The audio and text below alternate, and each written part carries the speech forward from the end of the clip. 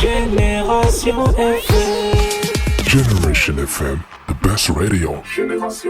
C'est un festival qui a été créé en 1994 par un couple hollandais.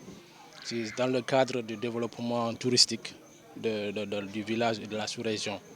Donc depuis ce festival a été créé, ça a été un festival vraiment culturel, artistique et ça a tout le retombé qui vient au développement du village. Depuis la création de ce festival, tu sais, le monde a tellement changé que l'organisation a changé aussi. Parce qu'avant, c'était vraiment la danse traditionnelle, typiquement de la traditionnelle dans le festival. Mais vu l'ère qui a changé dans le nouveau monde, tout le monde a préféré aller dans le modernisme. Donc ça aussi, ça a changé un peu l'ère du festival. Ça, c'est important à souligner. Quel est le motif recherché? Le motif recherché, c'est d'abord l'union d'abord dans le village et aux alentours du village. Et deuxièmement, le motif recherché numéro 2, c'est dans le cadre du développement. Parce que, il y a une relation entre le tourisme et la communauté locale. Ça a mené un développement vraiment positif dans le village. Aujourd'hui, si tu vois 80% de nos partenaires dans la construction des écoles, dans la construction des hôpitaux, des postes de santé, c'est dû à cause du festival. Donc l'objectif atteint, moi je dirais que ça commence à atteindre le sommet, parce que ça a changé d'abord l'éducation, parce qu'on a construit des classes par ce festival. On donne des dons au niveau des postes de santé. Et dans l'environnement aussi, on fait des reboisements partout dans le village et au village environnant. Donc tout ça, c'est dû au développement et à l'avancée du festival. Cette année, quel est le thème? Cette année, le thème, c'est tourisme et solidarité.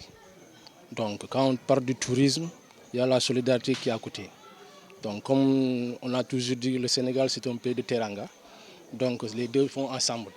Donc tout tourisme qui passe ici, la solidarité, elle est là. Donc ce qui veut dire que le mot teranga du Sénégal, ça englobe tout.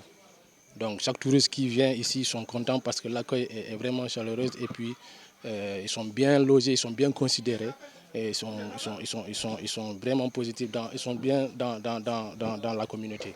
On parlera toujours avec eux. Donc, il y a aussi l'aérodrome d'Abéné qui est fermé aussi et l'hôtel Kalissaï.